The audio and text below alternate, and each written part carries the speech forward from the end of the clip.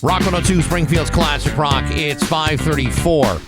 And Sticks with Bax and Nagle on Rock 102. It'll be sunny today. Yes, it is. High is 60. I know. How about that? Actually, even warmer than that. I got 65 over here today. Oh, well, depends. I guess when you live where I live, it's only 60. Yeah, well, it's 65 around here. Hey, today, pretty exciting. Probably a pretty good round of Am I the A-Hole? And film producer Andrew Osborne. The Boston 48-Hour Film Project is coming up. He's going to tell you all about that and how you can get involved. It's actually a really cool project. And we'll talk to Andrew, who has been on this show before, around 8:50 this morning. I like getting involved. Yeah, it's good to get involved with things. We'll also give you an update on the small town politics. Fair enough. Very interesting things happening. It's Bax and Nagle on Rock 102.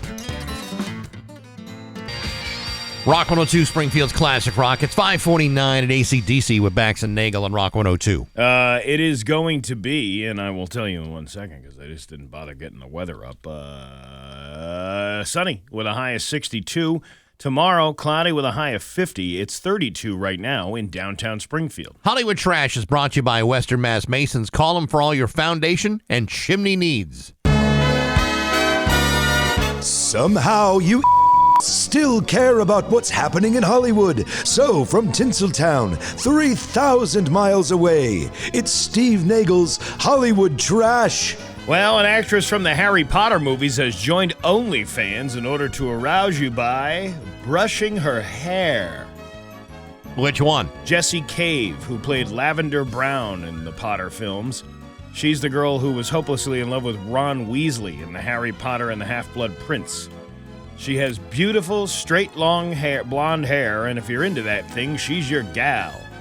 She posted a video on Instagram where she's brushing her hair and talking to a guy who's off camera who doesn't really seem to understand what she's up to. At the end of the clip, he asked her, quote, "Any feet or bums and anything like that?" When she tells him no, he says, quote, "I think you should get your bum out." You know, I know that Instagram, TikToks, what have you, it's like a whole different culture out there. Yeah. But I don't think I'd ever have the nerve to ask anybody in a stitched video or a comment, show me your bum. Well, earlier in the video, she says, quote, "It is a fetish, I think. I hope, slutty Mormon." In the caption, Jessie says, quote, "I'm starting an OnlyFans for my hair. It's niche even for me. Join me on this strange new journey." I'm still not going to ask to see your bum. Well, she says on the OnlyFans page, quote, "Will not do explicit sexual content. Might be in my underwear. Will respond to DMs." And yes, you can message her with requests. She's charging about $6 a month to watch, for you to watch her brush her hair. Well, I didn't realize she was charging $6. Yeah, for that price point, there needs to be some bum. But, you know, this just gives a false hope. Yeah, right, yeah. This just gives false hope to other people. Yeah. You know, she's already got a following. Yeah. So for her, somebody who's, I'm an actress and I'm going to start brushing my hair and I'm going to charge people $6 a month, she's probably going to make a pretty decent amount of money. But that doesn't mean anybody out there who's got, hey, you know what, maybe I should start an OnlyFans brushing my hair. Remember that chick who tried to eat, who was eating, she didn't try, she ate dog food. Yeah. That's all she did. There was no sexual thing to it. Well, it might be sexual for the person watching it, but She didn't show her bum? she didn't. Well, she might have. She showed her bum, but you're Well, focused she on was the bum thing. scooting her bum on the carpet, Yeah, like well, anyone eating dog food. Well, right. After you're done, you got to get those worms out of there. So it gets itchy. Yeah, well, you got to express them. But anybody else who tried to eat dog food on camera didn't make it as successful as the lady making $5,000 a month eating dog food on Worst camera. ASMR video ever. Well, again, Dog food and no bum. there's something for everyone out there. I guess there is. That is a truth. Tell you what, if you give me $6, I'll show you my bum right now. I don't want to see your bum. I see your bum every day when you're walking up the stairs leaving the studio. Yeah, but see it it's for covered. free. But it's covered. I don't want to see it uncovered. All right, I'm just saying, for $6, that's all it's going to take. There's a reason why Levi Strauss was a pioneer in pants, because nobody wanted to see certain people's bums. All right. I don't want to see yours. You want me to show you mine? Not really. Yeah, 'cause exactly. I don't have $6 on me. Well, Suit yourself. that's because I charge $5. Martin Scorsese told Seth, of all people, Martin Scorsese, he has a cameo on The Studio, the new Apple show from Seth Rogen and his writing partner Evan Goldberg. Mm-hmm. And during the shoot, Scorsese had some advice for the two of them. You guys say the F word too much. Martin Scorsese says that. Yeah. Okay. Yeah. Seth and Evan were shocked to get that note from Scorsese, who directed The Wolf of Wall Street, which holds the world record for F-bombs in a movie with 569. He also directed Casino, which has 422, and Goodfellas with 300. Even Raging Bull had its share. If you're wondering what The Studio is about, Rogan says, quote, I think a lot of people wonder why so many bad films are made in Hollywood, but what people should wonder is how many good films are made in Hollywood. Well, They're harder to find. I was going to say, when you make one, please let us know.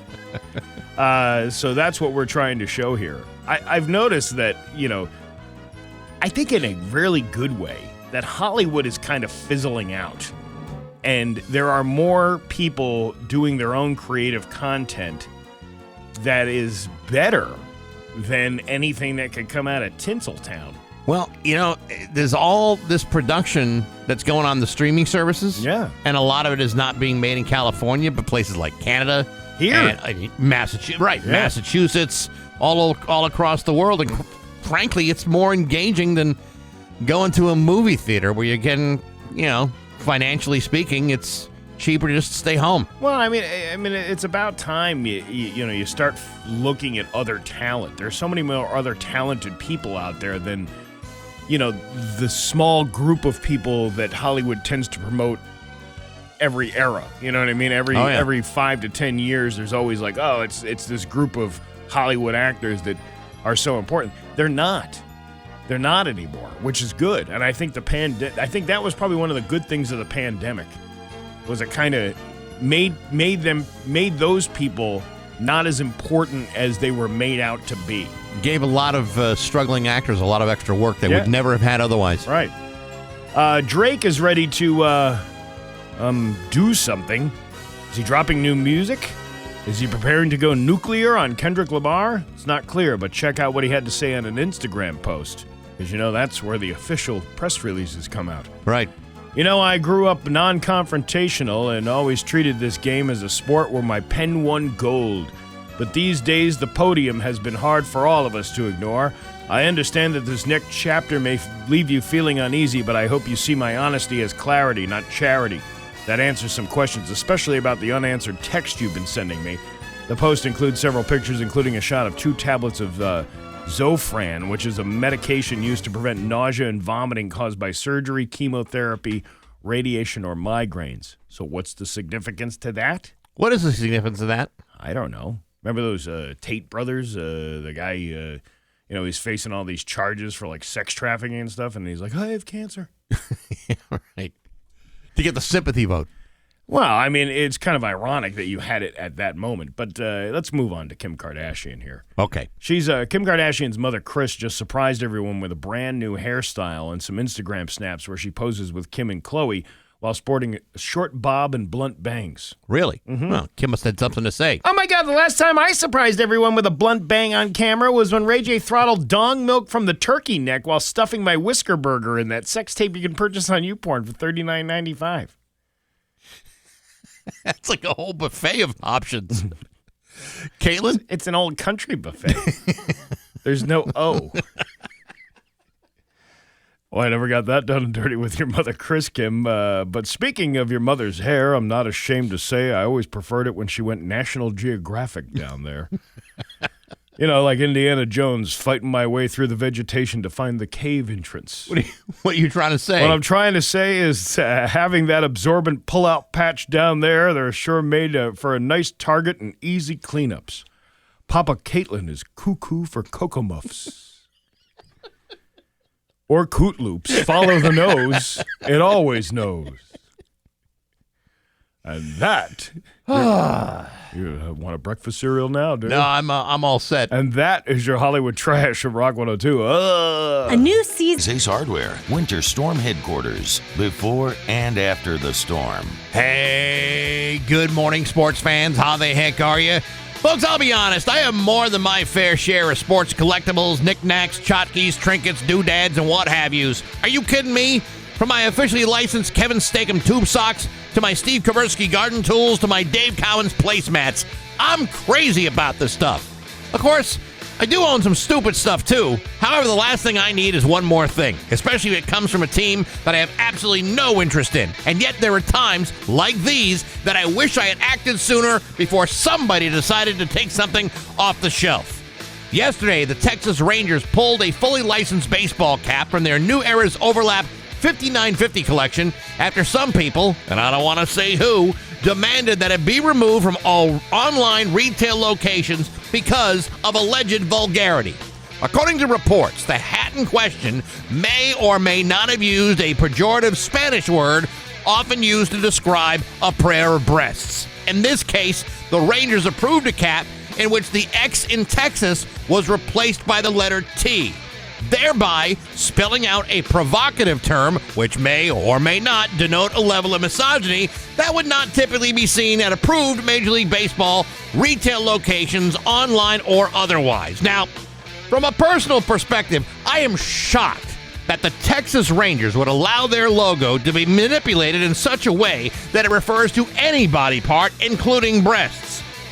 On the other hand, I happen to like breasts far more than I happen to like the Texas Rangers. I also realize that pulling these caps off the market, the Rangers have just increased the value of these caps, thereby making them rare sports collectibles, and in turn, wildly overshadowing the value of my Kevin Steakum tube socks and those placemats. So say what you want about walking around with Spanish breasts on your head, the Rangers just improved the value of their otherwise worthless memorabilia by cutting off the supply. And that is the work of a marketing genius. But hey, enough of my yapping. Sports brought to you by Rocky's Ace Hardware. So you doing some painting? Well, you might need a can of Kill Sealer and Stain Blocker. It's on sale right now at Rocky's. Learn the pro tricks that elevate your painting project. Talk to experienced paint professionals at every Rocky's Ace Hardware. I'm Bax. That's my view from the couch. Rock 102, Springfield's Classic Rock at 6:10. And Fleetwood Mac with Bax and Nagle and Rock 102. It is going to be a nice day today. Sunny and a high of 62. Tomorrow, cloudy with a high of 50. It's 32 right now in downtown Springfield. A round of Am I the A-Hole coming up later on today. Yes, you are. Also, producer Andrew Osborne going to talk about the Boston 48-hour film project. It's a pretty cool project. We'll get to talking to him around 8:50 this morning. Now, you're not going to be here tomorrow. No. Because you got Bon Jovi disease. No, I got Ablation glory? No. I'm having an ablation for my atrial fibrillation later today. Yeah, that's the song. Going down in ablation glory. No, that's not the song at all. That's Blaze of Glory, but you're close, and I appreciate you. Oh. I appreciate you nevertheless. Music is subjective. Everybody hears something different. Yeah, no, I get it. I get it. Today is the big day. I've had the AFibs for like a couple of years now. Yeah. Yesterday I had to do a CT scan for today's procedure. Yeah. And you'd wonder, well, why are you even here today? Well, because if I sat around all morning long, waiting for this to happen, I drive myself, crazy with anticipation. Mm-hmm. Here I get the distraction of doing something stupid for 4.5 hours, and so I'm not going to be fixated on what's coming up, even though it is now a moderately routine behavior procedure. So we'll see what happens. I know people have had it, and everything is good. What do? They go. They stick something in you. It used to be. So what they're going to do is they're going to go into my groin. Yeah. And they're gonna fish something up to my heart, and they are going to do an ablation, which basically resets. The old way would be they would cauterize parts of your heart that would regulate heartbeat. You going to get your groin fished out? I'm going to get, my groin is going to get fished, and they're going to go in there. And what they used to do is they used to cauterize it with, like, heat or cold implements. Now it's something called a pulse field ablation. So they don't really, I don't know if it's like electromagnetic pulses that basically damage your heart so that it ticks the right way. But that's going on today. So you got Ablation Glory. Yes. And you got You and Me Groin Fishing in the Dark by the Nitty Gritty Skirt Band. Yeah, that's one way to put it. You're like a musical medical miracle. Now I have to get I got to get prepped. Today. So what does that mean? What does that include? It means a significant medical manscaping that needs to be done. So that's going to have to happen. You didn't do that yourself? Well, I mean, I try to keep it. That's really none of your business. I'd much rather talk about my private health issues. Well, if you do that yourself, does that take off the money for how much the procedure costs? No, you might as well get it. You know what happens? What? Even if you were to do it yourself, they still have to do it again. So do they go like full, like close shave? It's like a smooth, like a baby's bottom. Like a Gillette, the best a man can get kind of shave? Or are we talking just a buzzer? I think it's just a buzzer. But still, you can get pretty close down. You get a pretty smooth shave with the right buzzer. What do it's hopefully it's a hot chick that does it. Unfortunately, there's no 3-ring binder that allows you to choose who gets to do the procedure. Yeah. So you kind of get who's available. Right. I mean, you'd like to think that maybe you have some things in common. There's things you could talk about. Have a little bit of feel like you got something to share, something to bond over. But usually it's whoever's available that day on the ward. You're going to get Big Head Todd and the Pube Monster. That's who you're going to get. See, It's all musical. Everything is musical for this thing. So they'll have to prep me before they insert the catheter. Go on. And then it goes up, and then they reset the electrical impulses of the heart. Look at that. Yeah. So after everything is done, I believe what they do is they yank that probe right out of your groin, and then because I've been on blood thinners for so long, they have to apply pressure to make sure the bleeding stops. Sounds kind of hot. When I had a vascular scope many years ago, they kind of did this, like something very similar. They were looking for blockages and stuff like that. They found nothing conclusive. So at the end of it, and again, this is like, 15, almost 20 years ago. So, as you can imagine, the technology is so much less advanced back then than it is now. But it required the head of vascular surgery at Bay State to lie on top of me with his elbow right into my groin. All right. And it was hot. I bet it was. But because of the potential of bleeding out, they either apply pressure with like a sandbag or a couple of orderlies. I'm hoping for the Fat Boys because I love that. I love that film. Disorderlies. Yeah, that would be great. But they have to apply pressure for an extended period of time, couple hours maybe. Are you awake during this whole thing? I'll be out. You'll be out. I will be out. Thank God for that. They used to do it while you were wide awake. Yeah. All right. But now they do it and you're out. So do you have plans in place just in case this thing doesn't go your way? I'm going to leave you all the remaining coffee in the coffee maker. Do you need a beneficiary? I've got a beneficiary. Are you sure? Yes. Yeah, maybe a percentage beneficiary? No. I could share it with your kids? No, we're all set up. We're all good. We're all fine. And, some people may say, how could you be so dark? Well, the reality is, it's a medical procedure. I could have died on the colonoscopy table. Theoretically. I had my plans in place. You were going to get my stuff. What stuff? I don't have anything, but at least you would get praise. That's what you were going to get. Praise? Yes. From the grave, from beyond? Yes. Really? Yes. You're going to come back come back to life and say, hey, nice shirt. And then that would have been the end of it? No, it's in the will. It's in the will. Really? Yeah.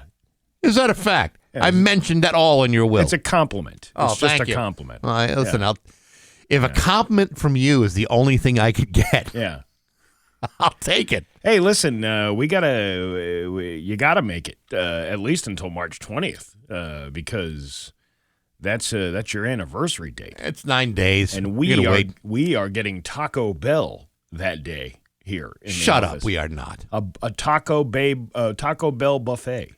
Is that a fact? Is that what we're getting? Yeah, we're getting Taco Bell. No kidding. Yeah, well, I like that idea.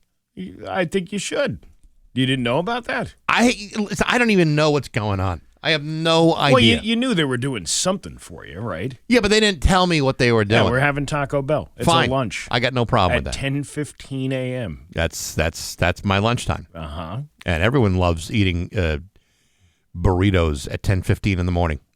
Non-breakfast burritos. You should have eaten burritos before this surgery. No. Here's the thing. Yeah. I got to be fasting. I haven't eaten anything since my last meal. Oh, you're like Jesus. You're fasting. Yes. In a way. Yes. Yeah. That's what I'm doing. I have not eaten since 6 o'clock last night. Nothing to drink. Not a drop of coffee. Even though I want to thank the listener, Becky St. John, for sending us 2 big, giant, fat bags of coffee this morning. And a scoop. And wooden stirrers, which we didn't have. The only thing we need now is a grinder, a bean grinder. What about a bean flicker? I'd prefer a bean flicker than over a grinder. I think considering I'm having so many things done to my groin today, I'm going to say I'll wait until I get a full recovery before I start flicking any beans. Well, you don't have a bean. No, but can't we get a Bax and Nagle bean flicker? That would be great if we could find one of those. Anyway, so yesterday I had to have a CT scan done because they want to know what they're getting into when they do this whole thing today. You got to go to Connecticut for that? No, it is it's a scan. They do it's a medical test. CT, Connecticut. You got to go to Connecticut to get the scan. No, I went to 3300 Main in Springfield. Well, that's weird. Call it a CT scan. I mean, it be an MA scan? It's the Connecticut River scan. I got I'm right next to the river. Okay, I got you. Anyway, it's one of these contrast dye tests. Yeah, I never actually had that before. I mean, I've had other scans, but I never had the contrast. First time I ever had it, and so they hook me up to the IV and they say, listen. The moment we start adding the dye, the contrast here, they don't like using the word dye in a hospital unless they absolutely have to. But anyway, they said as soon as we engage it, you're gonna taste a very strong metallic taste in your mouth, and it's gonna feel like you've urinated yourself. Oh, so like you're at Applebee's. Very much like Applebee's, right? So. I'm in the tube. I'm about ready to go into the tube. They say, okay, we're going to put on the contrast now. And all of a sudden, my ears get wicked hot. Mm-hmm. My mouth tastes like someone dropped the whole bag of pennies in there. And then it feels like I whizzed myself. Yeah, that's exactly how I feel after the cheeseburger egg rolls. Yeah, but I felt like all this like that, like it was like in the back of I'm lying on my back, and it feels like I'm puddling in the back. Now, the fact of the matter is, I went to the bathroom before I even got in there, and I did not, in fact, soil myself in any fashion, but it felt like it, and I liked it. Yeah, I bet you did. It's a pretty good feeling. So that only lasted a couple minutes. I'm thinking, okay, if today can go the way yesterday did, easy, simple. But I'm supposed to be, apparently I'm not supposed to lift anything over 25 pounds. For like 2 weeks or so. Yeah. Which is great because I had absolutely no plans to lift anything over like 10 pounds. As if you would anyway? If I got to lift like a bag of pellets for the pellet stove. That's a 40-pound bag. You don't make your wife do that? Well, she's going to have to do it. What kind of man of the house do you call yourself? Well, she's an athletic woman. Yeah, she could handle probably it. handle like 2 bags on her shoulders if she wanted to. Well, she carries you all day long. Well, that's true. There's no question about it. Absolutely no question about Look, it. why do you think I'm so jacked up? I've been carrying you for the last 5 years. Oh, is that a fact? And even longer than that. Oh, really? So, so no coffee, no food until this whole thing is over with, and I'm going to be leaving this whole situation today with a very significant bruise to my groin. Oh. Yeah. Wouldn't be the first time. Not like this. The last time I had it, I literally had a bruise from my belly button down to my kneecaps. That was from Swallow Hollow up in Holyoke. No, it was not. It was from the head of vascular surgery at the time. Oh, sure. From leaning into my groin with his elbow. I mean, that was that's what was left behind. Is that what they call that place now? No, that's what it was called back then, too. Oh, Yeah. Well, good luck to you. Well, thank you, Steve. I don't know. I'll take tomorrow off. Maybe Thursday, maybe Friday. I don't know for sure. You don't know how you're going to be after this. I have no idea. I'm told I'm going to be pretty tired and weak, but I'm pretty tired and weak going into it. So we'll see how things go. Maybe when they fix all this stuff, you won't be as tired. Well, it'll get me off a couple medications, which I certainly don't like. That the side effects are just absolutely awful. So I wish people would get away from the fentanyl and the opioids and go with that contrast stuff, because that sounds like a rush. It only lasts like a brief second, but I got to tell you, it was actually kind of enjoyable to feel like I had the freedom of wetting myself on very expensive medical equipment. That's a good feeling. It is. Yeah. It's a very, very good feeling. All right. Well, I'm sure everything is going to work out. It's 6:24 with Bax and Nagle on Rock 102. John Hazen here. It's 6:30 with Bax and Nagle on Rock 102. It's time for news. Here's local radio icon Steve Nagle. Thanks, Bax. I guess there's something going on in East Hampton. Main Street in East Hampton will be closed for 1 hour today to allow officers to investigate the area based on a deadly crash that occurred in January. The East Hampton Police Department announced last week that the street between South Street and Coleman Road will be temporarily closed to allow law enforcement to investigate the area. The investigation is following a crash that occurred back on January 7th when an elderly man was struck and killed on Route 10 while crossing the street. Northwestern DA's office said, Lori Loisel said that the 72-year-old man was crossing near 712 Main Street when a vehicle driving southbound towards Southampton struck him. The driver, a 39-year-old man from Westfield, had remained at the location of the crash and cooperated with police. Locals who were interviewed at the time commented that accidents were unusual in the area. East Hampton police said the traffic will be rerouted during the road closure and that law enforcement will advise the public when the road is reopened. But they don't say what time that's happening. I don't know. Oh, it's just a wait-and-see thing. I guess that's what we'll do. We'll wait and see what time they close the road. I got nothing else going on today. Why? Well, good thing you're not going that way. You don't want to be late for your oblation glory. No, I don't. I actually want to be right on time.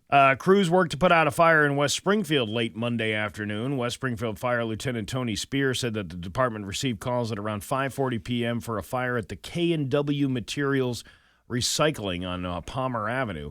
By the time 22 News got to the area, the fire was already contained. Oh, no. They missed all the fun. What? You don't have the fire going? We brought the truck out here and the cameras and everything. One fire crew remained in the area for overhaul. No one was injured, and the cause is unknown. We are experiencing drought-like conditions here in Massachusetts. Did you know that? You know, I heard that, but it's like, didn't we just have like a whole bunch of snow and a whole bunch of melting and rain? Well, despite recent snow and rain, Massachusetts continues to see drought conditions across the state. According to the Mass Department of Energy and Environmental Affairs, or the EIA, the Connecticut River Valley region has been raised to a level 3 critical drought.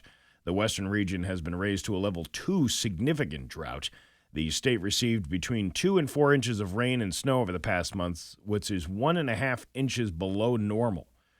Freezing temperatures and frozen ground have prevented snowmelt from soaking through. Even with recent snowmelt, stream flow and groundwater have worsened in nearly all regions, and recharge that typically occurs at this time of year to reservoirs and groundwater is diminished. So that's why we're still experiencing the drought. I see. the recent rain and snowfall are a welcome reprieve from the drought we have been experiencing, said the Secretary Rebecca Tepper. However, it has not been enough to replenish our groundwater. As the growing season approaches, it's vital that everyone continues to follow the state guidance and local water restrictions to ensure water is available for our essential needs. The state is urging residents and businesses to participate in water conservation efforts. Residents can report dry environmental conditions they are experiencing and submit photos to support state drought monitoring efforts at this website that they got up here. The Drought Management Task Force will meet again on April 8th at 10 a.m. For further information on water conservation on what residents can do, visit the EA's website. Now, the last time we had that big red flag warning in the summertime, and we had water restrictions, and you couldn't, water your lawn, lasted from about August to about October. Yeah, and you couldn't burn things outside, and all of that. Are we back to that? We could be.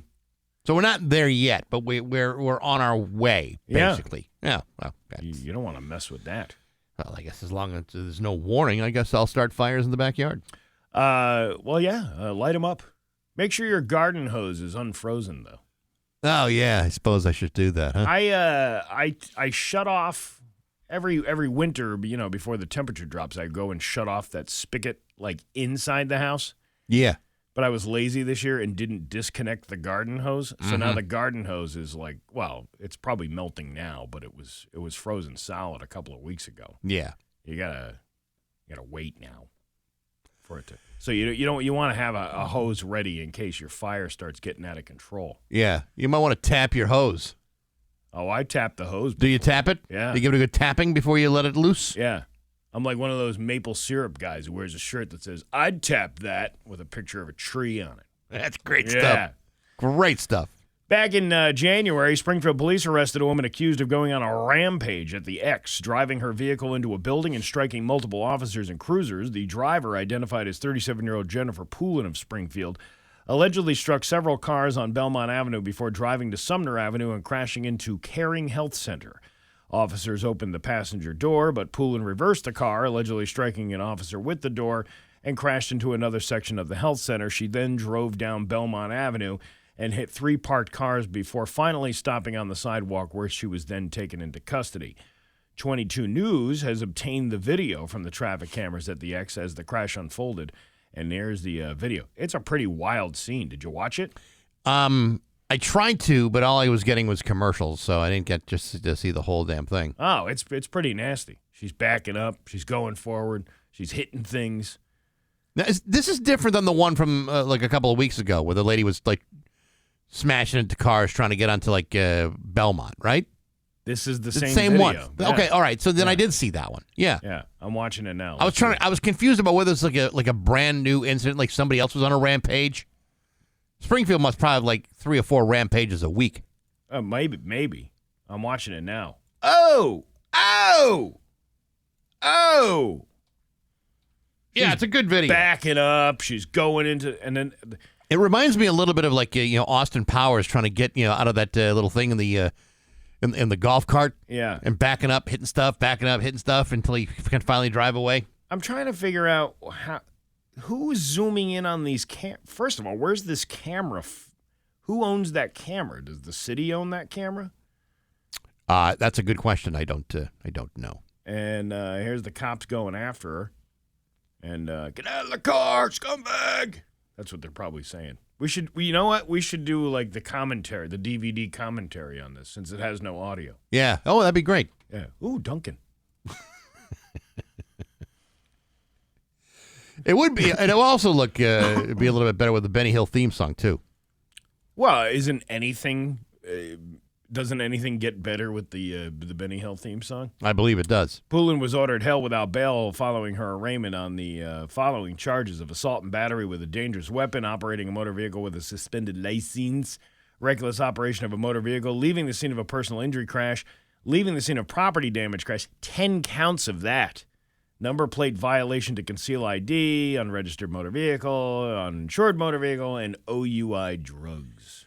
Now, she's made no public statement as to any of this, right? She hasn't like spoken through like an attorney or saying, "Oh, this is all just a big misunderstanding." I think that's one of those things that you just kind of keep your mouth shut over until the court proceedings are through. I understand that, but a lot of people don't have the ability to keep their mouth shut, and I'm just wondering if this could be one of those cases because it's a curious amount of activity all at once. Some relief is on the way for those skyrocketing utility bills, which have caused outrage among customers across the state. On Monday, Massachusetts Governor Maura Healey announced new actions to slash energy bills, and it starts next month. She said electric residential customers of Eversource, National Grid, and Unitil will get a $50 credit on their bill in April. Wow. I can feel the savings already. Hey, that crunch of the $600 bill that people got in the month of that $50 is going to go a long way. Man, I'm feeling lighter already. That's just her first step to lower home heating bills over the long run. Second, we're going to get more discounts to more people. Now, for a long time, folks with a certain income and very low-income folks were able to qualify for discounts, seniors as well. I want to be the first state to expand that to the middle class. $50. Here you go. Now, I like to say don't spend it all in one place, but it's a credit, so you can only spend it in one place. Yeah. So it's not like you actually spend it. You're just going to get a little bit of a cut, and they'll get you later on. That's coming out of that Eversource CEO's pocket, by the way. Oh, is it really? Yeah, and he's like, I was supposed to buy a gold-plated fork set for my wife for Easter. We will have to forgo that and use plastic. Oh, heaven. Yeah. In addition, they said they're going to eliminate extra charges on bills. Officials will go through every line item to find and determine which can be reduced or cut, and they'll work to reduce price swings, which often give customers sticker shock during colder months. That's part of the issue. The bills are so high, but it's also they're coming out of left field. You didn't see it coming, and we want to eliminate that volatility so that families and people can plan their budget, Healy said. I think if you were going to ease your customers into a price increase slowly, maybe it would be easier to accept. Except when you go from like 1 month to the next, and it's a huge jump. That's unacceptable. People can't budget for that. For all the things she's saying she's going to do, going line by line through these items, that should have been done back in November when the electric company came to you and said, "Hey, by the way, we're raising rates by 30% at least." And the DPU was like, "Okay. This won't cause any problems later." Except it causes problems every time I do it. The moves come after the Department of Public Utilities trimmed their budget for the Mass Save Plan by $500 million and will help fund the savings since utilities have been collecting at higher rates since fall. The plan is expected to create $5.9 billion in savings over the next 5 years. The governor also said she'll file energy affordability and the independence bill to explore new ways to make Massachusetts more affordable. Thank you. I feel better already. Why don't you just eliminate that program altogether? Because it saves so much money in the long run. But here's the thing that I've always said about like when you're budgeting something. You have to see what the market is able to handle too. So, allowing them to raise their rates as high as they did, coupled with the fact that, we're about to head probably into a recession here in this country. I don't know if that's not an untruth. I don't know if you saw your 401k yesterday. Yeah. That was a good one. It took a nice little shot. So knowing that, these policies were going to be set in place by whoever to have this, we're going to, going into this recession thing. You should have been vigilant then about it. And to do it after the fact, that's great that you're going to try to, reduce the price now, which you do need to do. But that doesn't account for the money that people are drowning in debt with already. But you see, if they were to have done that, that would have been an indication that they give a damn. And I get the sense that they really, truly don't. Because you're right. Had they really been caring about their customers or the citizens of the state, they would have found a way to get around this. Yeah. Or to maybe distribute it in such a way where you don't feel such immediate pain. And then you glide slowly into an increase. But 30% is a ridiculous amount of money to increase with this whole, delivery charge. It's asinine. Well, and here's the thing. I don't have a problem with, if you're the CEO of a company, I don't have a problem with you making a lot of money. I mean, that's kind of the way it's always been. Like, you get to be the top dog, you get to deserve the big paycheck. But when you give yourself a $5 million raise and then turn around and bend the people over and do a 30% increase, it really is the optics that matter. And the optics of you really don't care about the people that you're servicing. Here's why it doesn't matter. Because your choices are pretty damn limited in how to get out of it. Yeah. And what are you going to do? Go to someone else to get your power? So go to someone else to get your heat? Yeah. You have options, but they're not really great options. And sometimes you still need the backup because everyone's using the same infrastructure. So you're still paying. So, as far as they're concerned, they're not really worried about your reaction. Right. They're going to raise the price no matter what. I mean, it's been clear that they don't have the spokesperson anymore, Priscilla Ress. No. She, I don't know if she backed out or they just said, yeah, we don't need a spokesperson because we're not going to answer any questions. We would rather not have a spokesperson during this very difficult time. But it's tactics. It's tactics on a company, because they're not answering questions. They're not even sending people out to these, town meetings and things that would be helpful to at least give some answers. And they don't want to answer because they know that they're making some money. It's true, Steve. But meanwhile, he's staying very warm in his place by throwing on stacks of hundreds in the fire. Well, you got to keep that place. I mean, the electric bill is going to be way high. You want to use your fire pit first. I'm feeling a chill. Let me grab a shovel full of $100 bills and just put them into the pellet stove. Yeah. Does the heater in his house have a pay-to-play system where you just shove it? It's like like a vending machine. Probably. Yeah. Here's another $100. Keep me warm for another 5 minutes. Your Pioneer Valley forecast today going to be sunny with a high of 62. Tomorrow, cloudy with a high of 50. It's 33 right now in downtown Springfield. I'm Steve Nagle, and that's the news on Rock 102. Oh, yeah. Rock 102, Springfield's Classic Rock. It's 6:53 in the doors with Bax and Nagle on Rock 102. Going to be nice and sunny today with a high of 62. It's 33 right now in downtown Springfield. It's almost time for Rock 102's college brackets competition, Brackets Brawl, brought to you by Neutral. Go to rock102.com now and sign up starting at 8 o'clock on Sunday. On the 16th, you can start making your picks. Make the best picks of the entire tournament. Get a $500 cash card. Pick every game correctly, and you could win $1 million. Now, that's never happened before with our contests. We've never given away $1 million. But there's always somebody that could. First time for everything. Absolutely. And if your brackets get busted early, don't worry about it. There's a chance to make a fresh set of new brackets for the round of 16 and for the round of 4. The best picks of those brackets get a $100 gift card from the Yard Tavern. So it's Rock 102's Bracket Brawl brought to you by Neutral, Vodka Seltzer, Real Juice, the Yard Tavern, and Rock 102, Springfield's Classic Rock. This, remember we were talking yesterday about that body they found entangled in some fishing nets? I guess they were deep sea fishing and they wound up pulling up a body. Yes.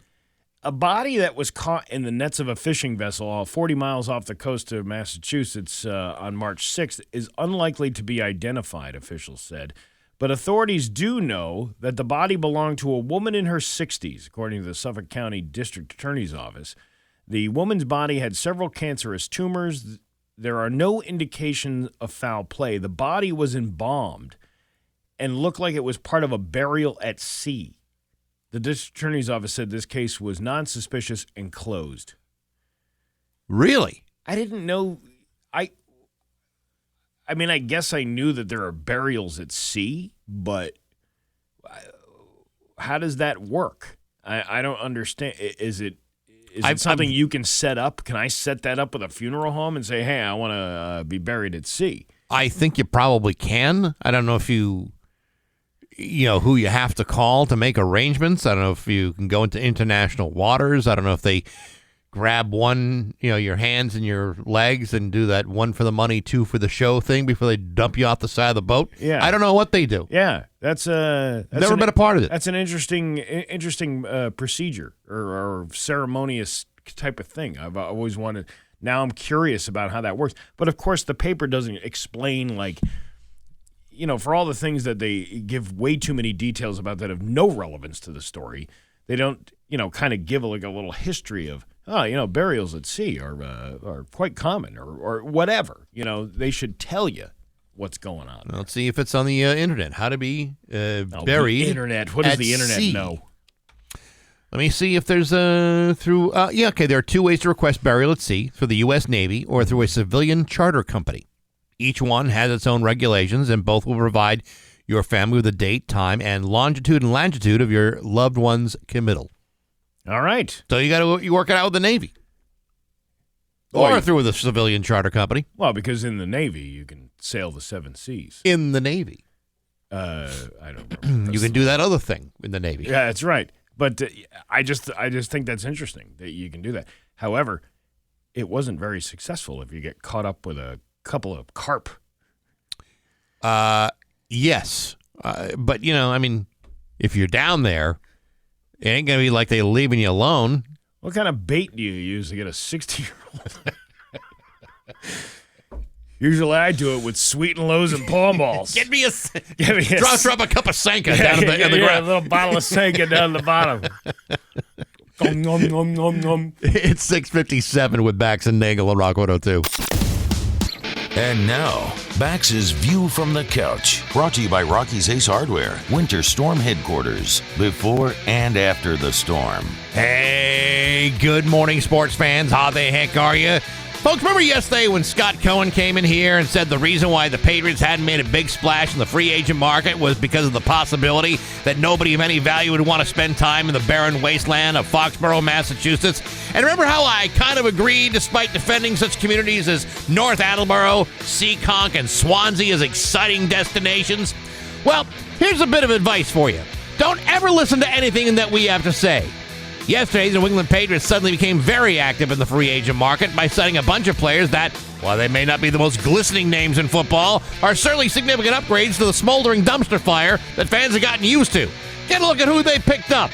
Philadelphia Eagles' Milton Williams with a 4-year, $104 million contract. Picks up Jets offensive tackle Morgan Moses to a 3-year, $24 million deal. Snag cornerback Carlton Davis III from Detroit, a 3-year, $60 million contract. Linebacker Robert Spillane from the Raiders and Harold Landry III from the Titans on a couple of 3-year deals worth $37 and $43 million respectively. They also picked up Bills receiver Mac Hollins on a 2-year deal for $8.4 million. Plus defensive tackle Kyrus Tonga from Arizona on a 1-year, $2.7 million contract, and 49ers backup quarterback Joshua Dobbs on a 2-year, $8 million deal. That's 8 players and a whole lot of money spread out over the next couple of years. 8 players who can't wait to drive past all the shopping plazas and car dealerships on Route 1. 8 guys who can't wait to spend time soaking up all the thrilling hustle and bustle of Foxborough. 8 guys who will be delighted not to have to deal with the hassle of flying in and out of Logan when TF Green Airport is so much more manageable. That's right, folks. Gillette Stadium apparently is a place that people want to play. And while they may not have landed a really big fish, they're already better than they were a week ago when it seemed like nobody wanted to be here. And I'd say that's progress. But hey, enough of my yapping. Sports brought to you by Rocky's Ace Hardware. You don't need a big grill. All you need is a Weber Spirit, the compact 2-burner Weber workhorse. Only $400 from Rocky's, delivered and assembled. Take it tailgating. Take it wherever you got to go. The small grill, the 2-burner Weber Spirit from Rocky's Ace Hardware. I'm Bax. That's my view from the couch. Rock 102. To Springfield's Classic Rock at 7:09. And Springsteen with Bax and Nagle on Rock 102. It is going to be nice and sunny today with a high of 62. Tomorrow, cloudy with a high of 50. It's 33 right now in downtown Springfield. Are you ready? For what? It's another round of that thing that we do on Tuesdays. And what is that?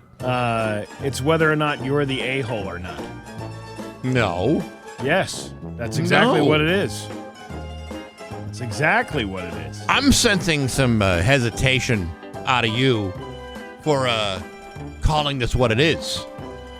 When you say to me, hey, Bax, how about am I the a-hole? And I say, yes. No, that's Yes. not what we're doing here. Oh, okay. Well, We're then. doing this other thing. How about this one? You ready? Yes. Am I the a-hole? Yes. Yeah, whatever. For ignoring my wife for throwing away my late wife videotapes. I'm writing this because I don't know what to do. I have a daughter with my late wife, and her name is Eleanor. Her birthday's coming up in 2 weeks. She's turning 18. Background, me and my late wife, Chloe, has been dating since college. We got older and ended up getting married, and after our wedding, she shared the news to me that she was pregnant, and I was excited to be expecting our first child. Since it was our first child, we bought a video camera and made little tapes and snippets of her whole pregnancy. Oh, you're one of those guys. Wholesome things such as us joking around or having lunch or talking to our unborn child through the camera. We made a promise to only show Eleanor the tapes until her 18th birthday. Fast forward 2 years after her birth, Chloe passed away due to a drunk driver crash, crashing into her car as she was coming home from her mother's house. I was devastated of her passing and went into deep depression and having to raise our 2-year-old daughter by myself. My friends tried to get me to go out again and start back dating, but every time I felt like I was betraying her. Years later, when Eleanor was 13, I met Wendy. Everyone knows it's Wendy.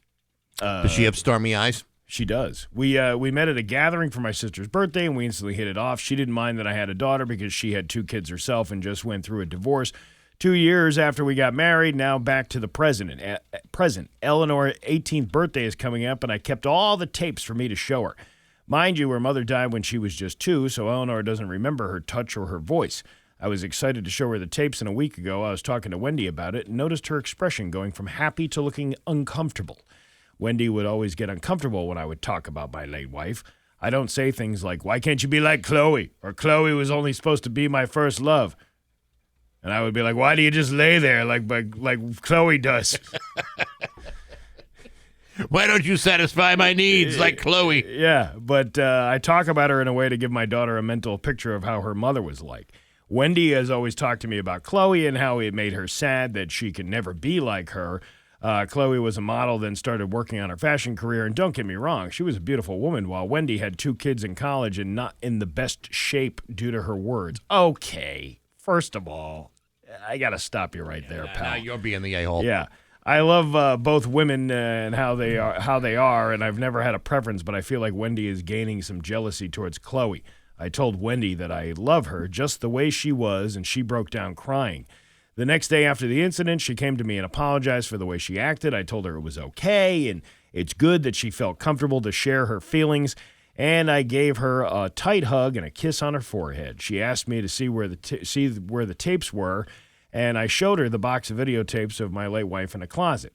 Things were going fine until yesterday morning. I was looking for the tapes because I wanted to put them in a prettier box for my daughter. When I went to find them, but the box was not in my closet. I looked everywhere to the point where I walked downstairs to see my wife laying on the couch watching TV. I asked her about the box, and she told me she threw it away with a neutral expression.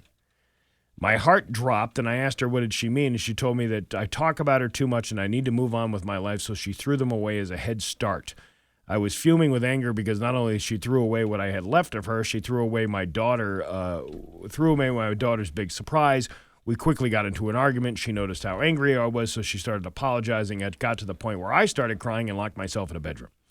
It's the morning, and I'm writing this in my office, going through my computer, finding old files or any type of video of my late wife to give to my daughter, because sometimes my daughter still cries that she never got to, quote, meet her mother, and I really thought it would be bring her closer to her. I've been ignoring my wife for the past day, and she's been texting me nonstop about how sorry she is, but I really just can't look at her right now. It's getting to the point our mutual friends are texting me to accept her apology and get over it since Chloe died over 10 years ago, but I'm trying to ignore them all because they never had someone so close to them die. I'm working on finding these files, and I'm starting to think I was overreacting. I don't know what to do, and I really need help. Am I the a-hole? You know, I had a little bit of sympathy to you until you started, when you said that part about Well, Chloe was a supermodel, and Wendy here, she's a bit slovenly. She's a bit slobbingly. She's got a few extra pounds, if you know what I'm saying. I mean, she's a nice girl and everything, but that spare tire would be nothing that Chloe would have. So I'm going to say they're both the a-hole because I think on the scale, I think she's the bigger a-hole for throwing away the stuff. This has actually very little to do with him and everything to do with his kid. Who didn't have the benefit of enjoying a relationship with their mom. I get that, but clearly with that comment that he said, this hasn't been like the happiest of relationships all along. Sure. Because obviously there's some underlying issues that he has going on with this woman that he is kind of comparing the late wife to the new wife. Sure. And I think that kind of I think she gets that. The new wife does. Sure, but there's also some insecurities involved in her reaction here. Oh, yeah, absolutely. That are terribly inappropriate. But this is why I'm saying there's an equally shared level of a-hole here. Very likely. Very, very likely. But I think you should be sensitive to the fact that this isn't so much about him, and this is about video that should be going to the kid. Yeah. And if you really wanted to punish him, there's other ways of doing it than destroying, tapes that should have been in this kid's possession. And there's a lot of people that agree with you. This commenter says, I'm honestly not one to advocate for divorce, but I do think I could continue a relationship with someone who did something couldn't continue a relationship with someone who did something so wildly despicable. It isn't jealousy. That's a mental disorder. She's still the only vestiges of your wife that your daughter will ever have. So now those are gone now. Mm-hmm. It's more for the kid than it is for anybody. It may be, if this whole thing is to be believed, that he's writing in comparison to his ex-wife in this letter. Whether any of that's being manifested in their actual relationship, that might not. It might be hard to know that for sure, or what to degree that happens. Either way, those videos should still be in the kid's possession. That's a shame. It is. It's a damn shame. It is. All right, you ready for this one? Yes, number 2. Am I the a-hole for making coffee in the studio knowing my co-host has to fast today? So I, Bagel, co-host a radio show with my buddy Max. We've been doing this for a few years, and we have a pretty chill dynamic, but something happened recently that's got me second-guessing myself. Max had mentioned he had to fast for a medical procedure today. Something about needing to do an ablation, which I don't know much about or understood because I really wasn't listening. I just know he couldn't drink or eat anything except water until later in the day. Can you do water? No, I had a sip of water with. Well, I'm assuming that because of this procedure, this guy Max could only have water to take his medication in the morning. Yeah, but no more than that. Now Max, and I are both coffee lovers, right? We just recently were gifted a coffee pot, and also gifted with fresh coffee, creamers, a new refrigerator from a client, and all of these things. What? No stirrers? Oh, we got stirrers too. Whew. Yeah, and a scoop. Nice. And a scoop. So I came into the studio this morning. Bagel came into the studio this morning and started brewing a fresh pot of coffee and got to work thinking nothing of it. Now, Max walks in and the first thing he says is, "Man, I can't have coffee today, right?" And I just shrugged and said, "Oh, it's just coffee." But I could tell he was annoyed. As the show went on, work day went on, he seemed more and more distracted and very uncomfortable. At one point, I even offered him a cup, and he said, "I can't even smell it, Bagel. It's torture." I thought I was just being my usual self, no harm done, but he brought it up again after the show ended. Really? It's almost like foreshadowing. Yeah. He said I should have been more considerate knowing he was fasting. Now I feel a little guilty, but on the other hand, we've never had this kind of situation before. And I didn't think it would be that big of a deal. Yeah. We've always had our coffee during the show, and I didn't think about it from his perspective. So, am I the a-hole for making coffee in the studio knowing my co-host was fasting for an ablation? Should I have been more considerate, or is this just something he should have been able to handle? Well, Steve, I have my own opinions about this situation, this unheralded situation, and there seems to, I'm going to guess here, there's a little bit of latitude in the narrative. Yeah. That somehow this Max guy was walking around all butthurt because he couldn't have coffee. But you know what? I know if this were me, I'd probably be okay with it because, what I feel like I would be stronger as a result of being able to forego that coffee making. I think Max is kind of a little bitch, complaining about stuff, and. Well, I wouldn't be complaining about it. I don't know who about this Max fella, but I know for me, Steve, if you wanted coffee, who am I to stand in your way? Who am I to complain about it? Think about how good the coffee smells. It smells terrific. Yeah, and you know what? The guy's done me wrong before. There was this one time. He's done Bagel wrong before. There was this one time where he was watching his favorite TV show, The Sopranos. Yeah. And he didn't get the chance to see the last episode. Yeah. And he had to wait another week because he didn't have HBO at the time. And sure. He had to wait. And Max ruined the entire show by telling Bagel what had happened to Phil Leotardo. Actually, Steve, if I recall, I didn't tell you what happened to Phil. All I said was Max didn't. I think all Max said was, "You're not going to believe how they whacked Phil." And then you told me that his head was crushed by a car. He got shot, and then his head was crushed by a car that his wife was driving. I would have to hear his grandchild in the back. I would have to hear taped evidence of that. I only recall saying, "You're not going to believe how Phil dies in the show." Well, I don't know how far the archives go back. Probably not that far. But I wonder if those people are even allowed to access those archives due to certain legal issues. I don't even know. But I can't imagine that I would ruin it in that way. I was always much more sublime when I decided to, ruin TV shows and film. You know what I did? What? I threw those tapes out with that guy's dead wife's stuff. That's what I did. And I'm about to enjoy a nice hot cup of coffee. And there's another round of Am I the A-Hole? It's 8:23 at Rock 102. Things will be sizzling this. It's 7:26 at Bax and Nagle on Rock 102. Excuse me. Velvety, meticulously sourced from the rarest hand-picked beans of an obscure, conscious plantation nestled in the highlands of a forgotten volcanic region.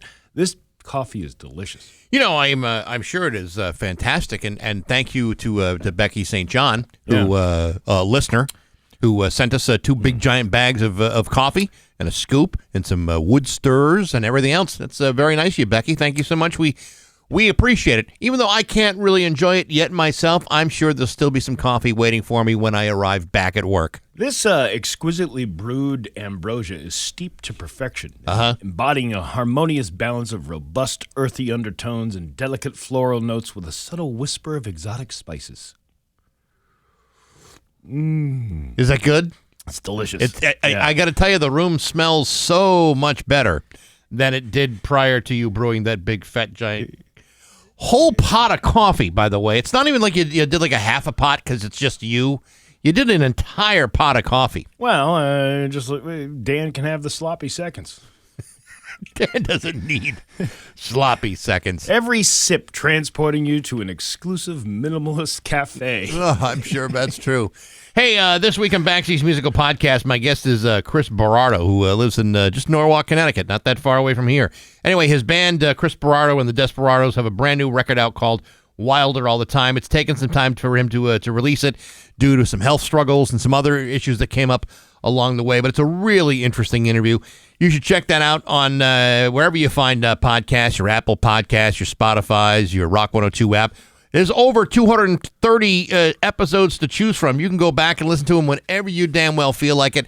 And it's all brought to you by Metro Chrysler, Dodge, Jeep, and Ram at Chicopee and Rock 102, Springfield's Classic Rock. It's much like sitting in that minimalist cafe where the ambiance hums with the soft sounds of obscure indie jazz and the scent of organic fair trade leather fills the air. Truly a transcendent ritual for a discerning palate. Delicious. 7:29 on Rock 102. Here's your Western Mass News First Alert Forecast. 7:31 with Bax and Nagle on Rock 102. It's time for news brought to you by Freedom Credit Union. Freedom is yours. Here's local radio icon Steve Nagle. Thank you. Excuse me, I'm just washing down my subtle undertones. Delicious. Does it take you back to a certain time and place, more of a romantic getaway, like a tucked in the corner cafe by the fire? I feel like I've transitioned into a Latin man with a donkey with coffee beans strapped over its back. Oh, you're a donkey, all right. Yeah, you're definitely a donkey. A heavy police presence could be seen Monday night at McDonald's on Maple Street in Holyoke, otherwise known as Monday. Well, the Shamrock Shakes are out. That is a hot ticket item this time of year. 4 police cruisers were parked outside the restaurant when the Western Mass News crews arrived around 9:30. Several first responders were also seen inside McDonald's when Western Mass News arrived, and they appeared to be taking photos and reviewing evidence. In addition, their crews saw what appeared to be blood on the restaurant floor. Oh, that's just part of the new quarter pounder with cheese meal that they got going on. Yeah, but there's not usually blood on the floor. Western Mass News spoke with Holyoke police officers at the scene, and they told us they were unable to provide us with a statement on what happened. Did Mayor McCheese have anything to say about this? No, there's been no statement from Mayor McCheese. Interesting. That still reminds me of that where Mayor McCheese was driving in an open-air convertible and was shot JFK style. Yes. And then Jackie Kennedy quickly picked up the pieces of the burger and shoved them in her mouth. Well, in tough times, you wouldn't want to waste those 2 all-beef patties, special sauce, lettuce, cheese, pickles, onions, and the sesame seed bun. See, that's one of those we were talking about advertising slogans and jingles last week. Mm-hmm. That's one of those ones I don't remember. I remember like the tail end of that, but you remember the exact script to it. I don't remember that because that was more of like a 70s thing. It was, it's the kind of thing that was just beat into your head. I think anybody in their 50s, anybody in their 50s has to remember that whole advertising campaign with McDonald's. They have to. Yeah. There's no way around it. Unless you didn't have a TV anywhere near around you in the 1970s. It's the only way that it doesn't sink in. Well, there's something you can carry with you to your grave. Oh, I will. 4 people were arrested in Holyoke after police found 2 illegal guns, heroin, and crack cocaine on Sunday. At around 9:15 that night, officers responded to an apartment building on Elm Street for several people said to be trespassing. 4 suspects ran from the officers but were eventually caught and detained. In all, police seized 2 illegal firearms, 118 vials of crack cocaine, and more than 8 grams of heroin and fentanyl, as well as clonazepam. What is that? Clonazepam, Celon-azepam, and gabapentin. 3 of the suspects faced several gun and drug charges. One had an arrest warrant. There was a big walkout yesterday up in wait a minute. That's an anti-epileptic drug. The clonazepam. Is that must give you a high or something? Yes, it is. I mean, it's used for other things other than just epileptic seizures, but there are other things that it's used for. Now, how do you pronounce it? Clonazepam, I believe. I could be wrong about that. I think it's clonazepam. Clonazepam. Could be. Could be. Students at the Pioneer Valley Performing Arts School in South Hadley walked out of the classroom on Monday and called on the school to fire a teacher over sexual misconduct allegations. These children are terrified of being in a classroom with this man, said PVPA student Gary Poulet. On Monday, students staged a walkout in support of sexual misconduct allegations made by middle schoolers against one of the school's teachers. We organized this because we care about our community and we care about what happens to the students here. The standout was organized by 3 of the high school's senior students who said these allegations were brought up by both students and parents to school officials dating back to October. After initial allegations, the teacher was placed on a 6-week leave but has since returned to the classroom. One of the students said that the teacher returned to the classroom after school leaders deemed that there was no evidence supporting the misconduct allegations. There is evidence to students coming out and speaking about their experience is evidence. The student also said that at least 6 students have come forward about their uncomfortable experience with the teacher being accused, and he believes more are still out there who have yet to speak out. These kids are scared. I personally have walked past the classroom that teacher is in, and the desks are huddled against the furthest wall away from this teacher. One student organizer, Alicia Ricks, standing up and standing out for her younger peers is a responsibility. These children have had struggles outside the school, speaking publicly about it, so we just wanted to be that voice for them for support to believe, but also for them to get their stories out there because they're not being heard by our school right now. You know, it is kind of weird that this seemingly isn't one student making an allegation against a teacher, and you find unfounded claims. Right. But if multiple ones come out, this is clearly causing a distraction for the school. Yes. So how do you discern that type of behavior going on? Well, I don't know. Schools are in a tough spot when it comes to this. No school wants to be targeted for a potential lawsuit. They will do anything they can to avoid lawsuits.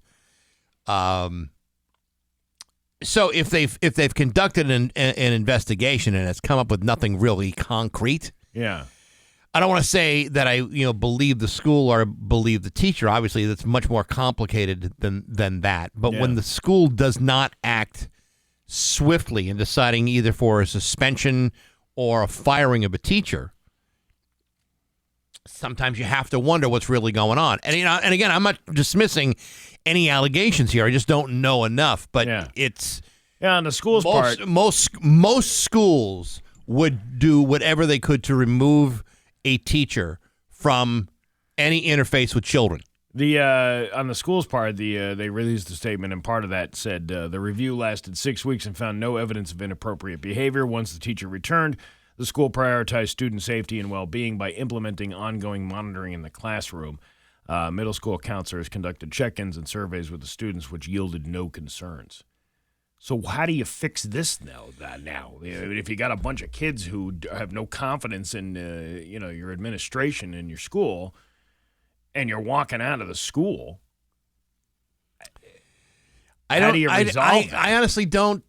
I don't know, because let's just say that if the allegations are true, then the school would be, obligated to report this guy and to remove him. If the allegations are false, then the school is in an impossible situation, because how do you continue to have this situation where an innocent person may be implicated in something, right, based upon the anecdotal stories of a few students without any actual evidence that something happened? You know what? This is one of those situations where I'm glad I'm not in the schools, because those kinds of decisions are really, really hard to make unless you've got some sort of evidence that corroborates their concerns. I don't know what. In that case, it's a real easy decision. A hacking group with ties to Russia has claimed responsibility for the massive cyber attack on X, which saw the social media platform unable to be accessed by thousands of users, although user functionality was quickly restored. Cybersecurity group SpioSecure said in a March 10th post to X that hacker group Dark Storm made a Telegram post taking credit for the distributed denial of service attack, also known as a DDoS, which was posted by the group's leader. To anyone wondering why X was down, it was under attack by Dark Storm team, Spioscure said. The Telegram channel has since been deleted for violating the platform's terms of service. They can just hack in and get back in there again. That's right. Screenshots shared on X showed them stating they took Twitter offline, along a screenshot of failed connection attempts from various global locations. Ed Krasenstein, social media personality and co-founder of the NFT marketplace, said in a March 10th post that he had also been investigating the attack and was in touch with Darkstorm's leader, who again claimed they were behind it. The pro-Russian hacker group Darkstorm has been active since 2023, has ties to Russia, and is known for targeting NATO countries. It sucks when you get hacked. I mean, it's happened to me before, and maybe Elon Musk can get a letter in the mail from his own company saying, "Hey, sorry about this cyber attack. Here's LifeLock for 2 years." Oh, I got to sign up for that. Yeah. I just, for all the confidence that's put in this man, I mean, when you're running a major platform like that, right, and you are handling government material, which he is, how well are you protecting things if you don't protect your own assets of a company that you own? Well, I mean, are they saying he made no attempt to secure his businesses? Well, I mean, because anybody could get hacked, and considering how controversial he's become since the beginning of the year, I think he'd be a target for even the most sophisticated hackers. Right, but you would think that you would invest because of that fact. Right, that you would invest more in your talent that has been so accredited for being. I would agree with that, but as you know, even the most sophisticated system is hackable. So I mean, he could have invested, and we don't know. And if he had LifeLock, this would have never have happened. Of course, or a net nanny, or if he changed his passwords every 30 days. Remember when LifeLock got hacked? That was hilarious. Remember that guy who was like posting his social. The guy who owned that company posted his social security number. He's putting them on buses. He's like, "Yeah, see, I feel secure in that." And next thing you know, he's wiped out. Yeah, and then the guy's identity gets stolen. What did you expect? Your Pioneer Valley forecast today going to be sunny with a high of 62. Tomorrow, cloudy with a high of 50. It is 33 right now in downtown Springfield. I'm Steve Nagle, and that's the news on Rock 102. Oh, yeah. It's 7:49 in Led Zeppelin with Bax and Nagle on Rock 102. It is going to be sunny today with a high of 62. Tomorrow, cloudy with a high of 50. It is 33 right now in downtown Springfield. Last year, I've been talking about this whole small town government politics type of stuff that goes on. Right. And, for all the people out there that argue about what's happening on the big stage, there's really not much you can do about that, whether you feel one way or another. Right. But you can do stuff in your backyard, in your local community, and that's, it starts at the bottom. Yeah. And I've always found that the most corruption, and I'm not even going to say corruption, but the shady stuff seems to happen more at a local level than it does on even a national level, because there's more people watching those people to call them out for their behavior. And it goes back to this, what I'm talking about is last year, this whole forest lands out of Russell, Mass. And I think they're on the other locations too, but specifically this particular permit that they're seeking, they want to take an area about 15 acres that's in the town of Huntington that they have already cleared the trees from. They had this permit to clear these trees. They got rid of it. And now they want to basically go into cahoots with this gravel pit that's already in Huntington. Mm-hmm. And they want to dig. They want to, dig for the thing. And all the things that They're not crushing stone. They're not doing all this stuff because they already have that down at the main gravel pit down in Huntington. But they want to kind of ravage this mountain side that they have cleared. That's what nature's there for.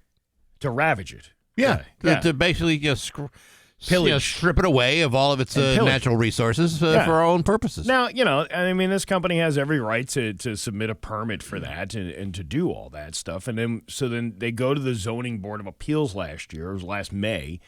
They put the proposal up, and then people start to get wind of what this is like. And we're like, well, we don't want.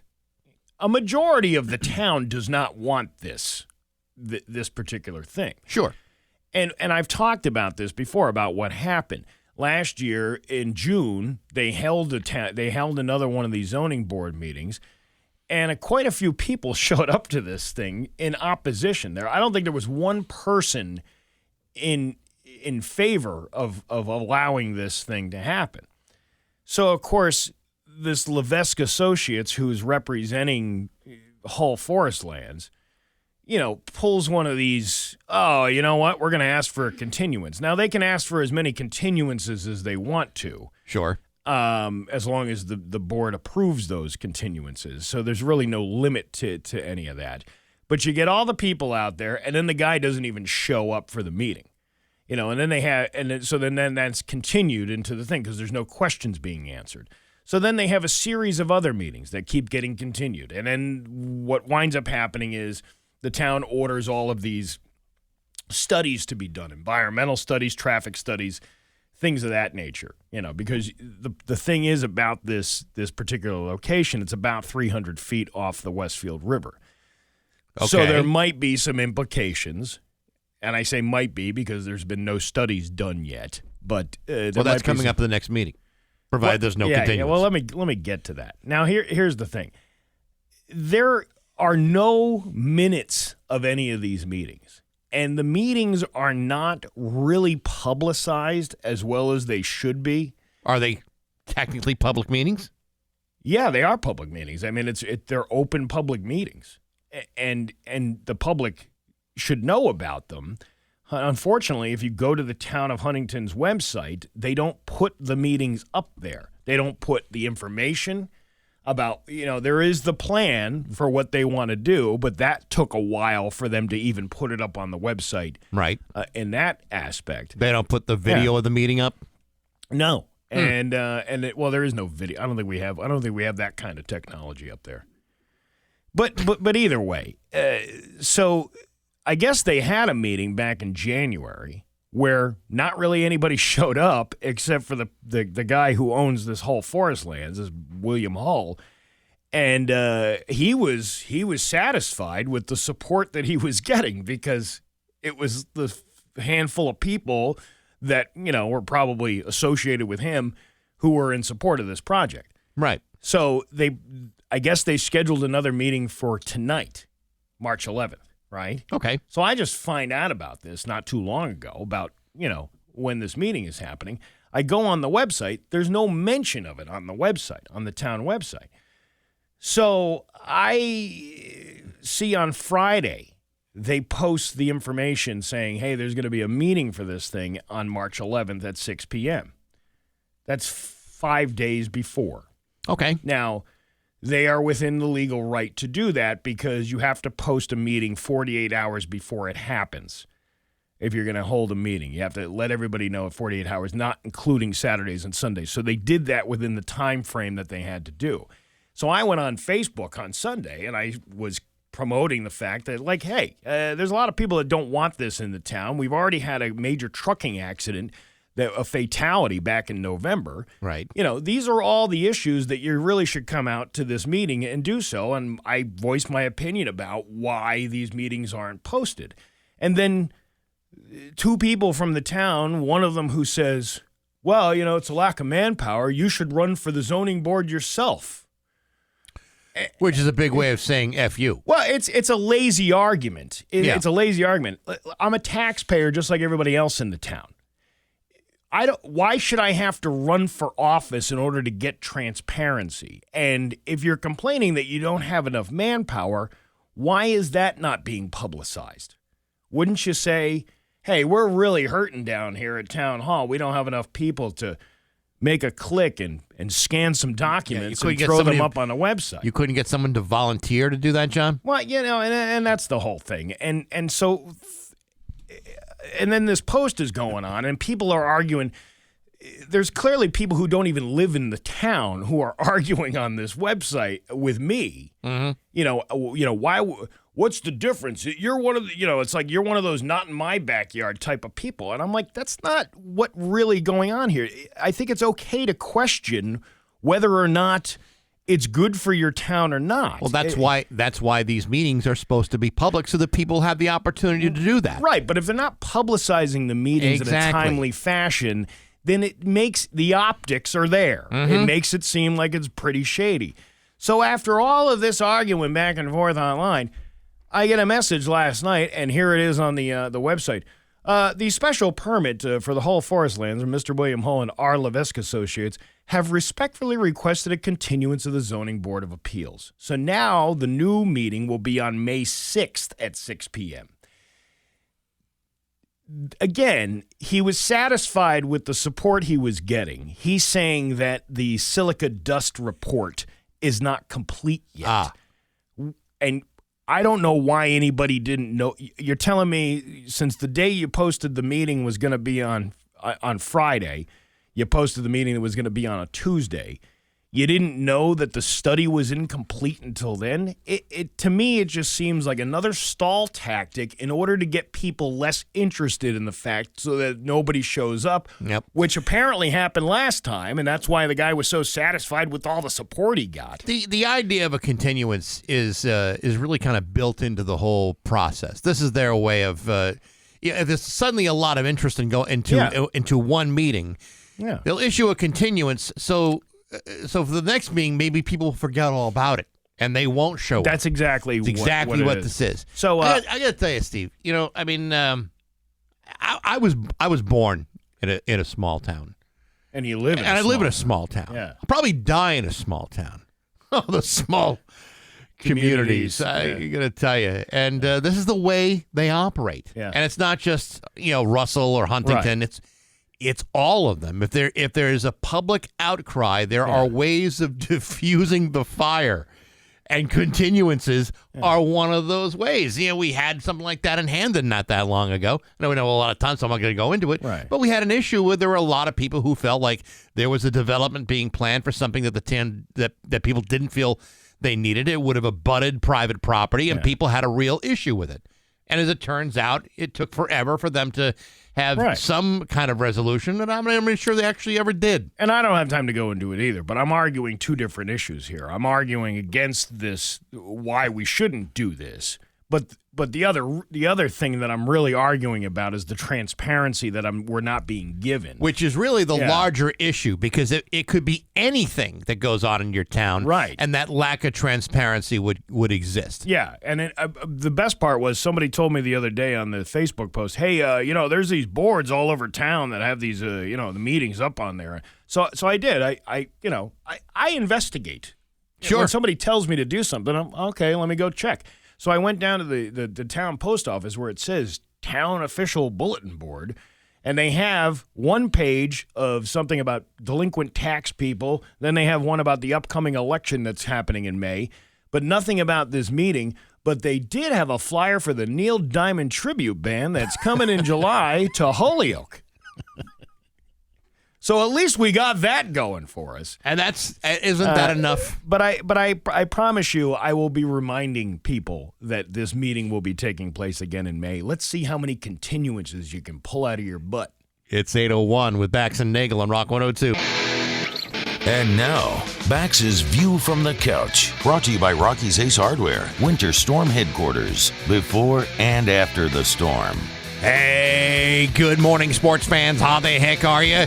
Folks, I'll be honest, I have more than my fair share of sports collectibles, knickknacks, tchotchkes, trinkets, doodads, and what have yous. Are you kidding me? From my officially licensed Kevin Steakum tube socks, to my Steve Kuberski garden tools, to my Dave Collins placemats. I'm crazy about the stuff. Of course, I do own some stupid stuff, too. However, the last thing I need is one more thing, especially if it comes from a team that I have absolutely no interest in. And yet, there are times, like these, where I wish I had acted sooner before somebody decided to take something off the shelves. Yesterday, the Texas Rangers pulled a fully licensed baseball cap from their New Era's Overlap 5950 collection after some people, and I don't want to say who, demanded that it be removed from all online retailer locations because of an alleged vulgarity. According to reports, the hat in question may or may not have been used with a pejorative Spanish word to describe a pair of breasts. In this case, the Rangers approved a cap in which the X in Texas was replaced by the letter T, thereby spelling out a provocative term which may or may not denote a level of misogyny that would otherwise be seen as inappropriate by Major League Baseball and their retail operations. Now, from a personal perspective, I am shocked that the Texas Rangers would allow their logo to be manipulated in a way that refers to any body part, including breasts. On the other hand, I happen to like breasts far more than I happen to like the Texas Rangers. I also realize that by pulling these caps off the market, the Rangers have just increased the value of these caps, thereby making them rare sports collectibles, and in turn, wildly overshadowing the value of my Kevin Steakum tube socks and those placemats. So say what you want about walking around with Spanish breasts in your head, the Rangers just improved the value of their otherwise worthless memorabilia by cutting off the supply. And that is the work of a marketing genius. But hey, enough of my yapping. Sports brought to you by Rocky's Ace Hardware. So, you're doing some painting? Well, you might want to get yourself a can of Kill, Sealer, and Stain Blocker. It's on sale right now at Rocky's. Learn the pro tricks that elevate your painting project. And talk to experienced paint professionals at every Rocky's Ace Hardware. I'm Bax. That's my view from the couch. Rock One Field's Classic Rock. It's 8:14. And Aerosmith with Bax and Nagle on Rock 102. It's going to be sunny today. Nice day. 62 for a high. Tomorrow, cloudy with a high of 50. It's 33 right now in downtown Springfield. After 8:50 this morning, I'll talk to Andrew Osborne. He is the city producer for the 48-hour film project. This is actually a worldwide project. It's actually a fascinating thing that's going on, and he'll tell you all about it. Basically, you have... in a weekend, you have to create a film between 4 and 7 minutes long. Mm-hmm. The worldwide winners of this thing get their film shown at the Cannes Film Festival in France. So it's really cool. And so we'll be talking to Andrew a little bit later on. All right. Okay. I'm looking forward to that. All right. A couple of things. I made a video yesterday. I saw this story. Oregon is dealing with a high number of dysentery cases. Dysentery cases? Yeah. Dysentery, dingleberry. Right. Dingleberry cases. That's what it is. One way of putting it. Yeah, dysentery. And, I made a video about it, and I joked about, the Oregon Trail game where, you load up the family on the wagon and you take them across, and then half your family dies of dysentery. Yeah. That was some pretty rough times back then. I bet it was. And but now it's just like a bad case of diarrhea. But one of the things on the Oregon Department of Public Health website, they say wash your hands, things like that. Make sure you're using cleanly utensils and whatnot. Sure. But one of them was limit sexual activity, and I was like, well, who's getting their rocks on when they're when they got a bad case of diarrhea? I've I think I've never been less horny in my life than when I've ever had that condition. Yeah, that's the point of the video. It's like who's getting their jollies off. I mean, I guess there might be somebody had to do that. Yeah. In order for them to put it on a public health website. It was just like the rimming that was done during the pandemic. Yes. They were saying the New York Department of Public Health, which will now be in the annals of history, noting that people were doing that during the pandemic so much that they had to mention it into the rules, saying no rimming during the pandemic. You would think that common sense and medical science would kind of easily bond together to just make it like common knowledge that in times of of a health crisis. Yeah. Maybe some other things you can be doing than that. And I would think in this case, in Oregon, when you got so many people ripping it up all over the place, that at your juiciest, that should be the last time. Yeah. That should be the furthest thing from your mind. Right. When they talk about consuming more fluids, that means water. That doesn't mean it does other things. I mean, let's be reasonable, people. Let's go about that. So anyway, you want to take a look at that? It's on all the socials. So how many people are suffering from it? Do they say they have a number? No, but it was like an uptick in cases, which they haven't seen in many, many years. I mean, this is literally a disease that was pioneer times. That's why it was in that game. It was in that whole Oregon Trail game. Yeah, that most people. It was only like 3 things you could die from in that game, or one of the, at least 3 I remember. Is it diphtheria? How do you say that? Diphtheria. Yeah, diphtheria and typhoid. Yeah, was that's the a bad other thing. one. And then and dysentery. During like the Revolution or even the Civil War, not only were people dying from like gunshot wounds and cannonballs and stuff like that. Yeah, a lot of guys were dying because of dysentery. Yeah, I mean, you could die from that. Yeah, I mean, that's like you get dehydrated. Well, yeah, and you could probably die from it now, but at least we have medical advice telling you how to prevent yourself from getting even more sick. But you know what? There are people, and I'm going to assume that this also happens in places like Oregon, where people think, I'll just wait it out. I'm sure it'll pass. Yeah. Even though I've been exploding for days.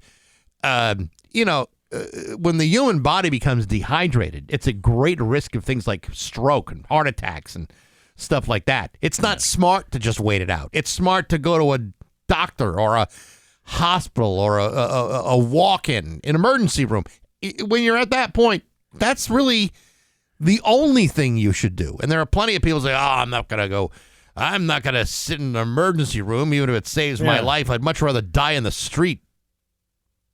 Yeah. Stupid. Probably not a good idea. They're saying that the outbreak began, they've had origins of this since 2012. But I guess the recent outbreak has sickened at least 40 people. Now, the problem with that is it spreads very fast. It can spread very easily. So it sprays all over the place. So that's why they're telling people, we make sure common sense stuff like wash your hands. But sexual activity? No, thank you. Even if you didn't know you had dysentery and you had that, I mean, I don't know. I mean, it doesn't. I can think of a couple of medical things that I would have that would have the same effect. Like if I had like a really bad head cold, sex is really not the first thing in my mind. If I have a stomach flu or that's why they call it head cold. That's not why they call it a head cold, but I'll follow your lead on that one. Because you get all stuffed up in your head after you're doing that. That's right. Yeah. I don't know why nobody thought of that before. Well, I gave you the idea. Well, thank you for your service, Steve. You're welcome. So just wash your hands. Be safe with yourself. Yeah. And you know what? Wait it out. Do you want to talk about something else? Or, I mean, it's only 8:21. I mean, it's 8:21. I mean, if you got something else, I mean, Well, I mean, here's a quick story, a quick survey. Oh, Jesus. Okay. Survey said. In a new survey, 57% of Americans admit they've lied to their dentist about flossing and brushing habits, even though 48% of them know their dentist can see right through their lies. They're in your mouth. They know you're lying about it. They see your gums bleeding. They see all the tartar on your mouth. Yeah. They see all that stuff. You're not gonna fool a good dentist. I had a cleaning scheduled last week that I completely forgot about. Yeah, which has now been scheduled till this week, and I'm pretty sure they could see right through the lie that I was telling over the phone. What was the lie? That I completely forgot about. Oh yeah, which I didn't completely forget about it. I saw the card on the refrigerator, and just conveniently chose not to go. No, I did forget. But I was like, on when I saw the card on the refrigerator, It's kind of like a town meeting. I just asked for a continuance until the next time. Can I get a continuance until next week? Yeah, sure, no problem. But only this once. The results from my my flossing are not in yet. So now I'm going this week. That's good. Yeah, we'll get it taken care of. It's 8:22 with Bax and Nagle on Rock 102. Let's practice. It's just about 8:26 at Bax and Nagle on Rock 102. By the way, if you ever miss any part of the Bax and Nagle show, have no fear. The Bax and Nagle daily podcast is available after every show. You can listen to it whenever you damn well feel like it, on your schedule, on your timetable, and it never goes away. If you miss today's podcast, it's going to be there a month from now. It's all on Apple Podcasts, SoundCloud, Spotify, the Rock 102 YouTube channel, rock102.com, as well as on the app. Never miss another show again with Bax and Nagle on demand on Rock 102. Well, there you go. You're very welcome. Dan Brown has that full forecast for you. How you feeling? Are you doing all right? I'm hanging in there with the fasting. I'm getting a little hungry, to be quite honest with you. I mean, I usually have a hearty breakfast before getting in here, and I've had nothing. I've had nothing to eat since 6 o'clock last night. Well, and for me, since I've been up since 3 a.m., I'm starting to feel a little hungry. You're feeling a little hungry? Yes, I am. Well, you know what? You're going to be knocked out soon. True. Yeah. I'll be really hungry when that's over. When you wake up, you'll be fine. Now, do you get to eat a giant steak? Lots of potatoes fried, deep fried butter, like Paula Deen style cookbook recipes? No, I'm going to guess I'll probably be eating fairly light. Yeah, like 4 or 5 pieces of toast, a dry chicken, coffee, a bag of chips, ice cream, a pie, that kind of thing. I'm more curious about the shaving that is going to be involved today. Yes. Yeah, I am probably going to be shaved. A little shumpy. That's it. A little manscapey. You're going to get a little, what do they call it? A machete through the rainforest cafe? Well, listen, it's not like I've got like a 1970s porn star type of shrubbery down there. But I mean, you're a very hairy guy. I'm hairy high and low. You would. Don't ask me why, because I don't know. But I can tell you this. They're going to have to clear off, they're going to have to do some grooming in order to get in there because they don't want errant hairs all over the place. They want a nice, smooth area to go into. Somebody's got to do that for you. That's right. I'm not allowed to do it myself. I can't have someone I know do it. It's got to be a trained medical professional. I would make it really uncomfortable. I'm sure you would. You'd probably use like a rusty straight razor. No. I would make it uncomfortable for the guy who's doing it to you. I don't know who's doing it. Well, I really don't. You're gonna have to let us know who's doing it. The time I've had it done before, it was not necessarily a provocative experience. Yeah, let's put it that way. It's very clinical. Oh, so this isn't your first rodeo here? I told you that before. I had a vascular scope like many years ago. And they had to do it then too, and so I mean it's not an unusual situation. I've been through it before. But they don't take a straight razor afterwards and finish off. They're just taking off. Yeah, they got a big leather strap on the side of the bed, and they sharpen the blade, and they do like that Barber Seville thing, like with Bugs Bunny, Yeah. Welcome to my shop. Let me cut your mop daintily. You're getting the pew beard trim. That's what they do. That's right. Do the pew beard. Yeah. Could you shave my pew beard, please? Taking care of the man fro is what they're taking care of. Yeah. They don't have to shave you all. No, they have to shave everything. They're just in that area? Just like a small piece of real estate. That's it. Because they're going in through the groin area, so they get rid of that. Through the groin, not through not through the actual business. They're not going through that. They're going to the side of it. So you're getting straight edge down there. A little fresh trimmed pricklies. Is that what we're doing? Yes, that is. I wouldn't put it really quite that way. It's far more medical, but yes. Once you get home, I would do the whole. I would finish off. Get some of that shave gel down there, and because otherwise you look like an industrial accident happened. And get a Harry's razor and go to town on yourself. You don't want to use a Dollar Shave Club one though. That's That might do some damage down there. No. Those are fine blades. All right. Well, Mr. Lincoln, time to shave. It's 8:30. News is next to Rock 102. Here, 8:33 with Bax and Nagle on Rock 102. It's time for news brought to you by Big Y. The game is on, and Big Y's got all the snacks you need to make your crowd go wild. Freshly made wings, platters, pizza, and a 30-inch subs. Big Y, nicely done. Here's local radio icon Steve Nagle. Thanks, Bax. Back in January, Springfield police arrested a woman accused of going on a rampage at the X, driving her vehicle into a building and striking multiple officers and cruisers. The driver, identified as 37-year-old Jennifer Poulin of Springfield, allegedly struck several cars on Belmont Avenue before driving to Sumner Avenue and crashing into Caring Healthcare Center. Officers opened the passenger door, but Poulin reversed the car, allegedly striking an officer with the door, and crashed into another section of the health center. She then drove down Belmont Avenue and hit 3 parked cars before finally stopping on the sidewalk where she was taken into custody. But she did get to the Dunkin' on the other side of the street. Now, that's going to just buff right out, right? Yeah, I think I'll be fine.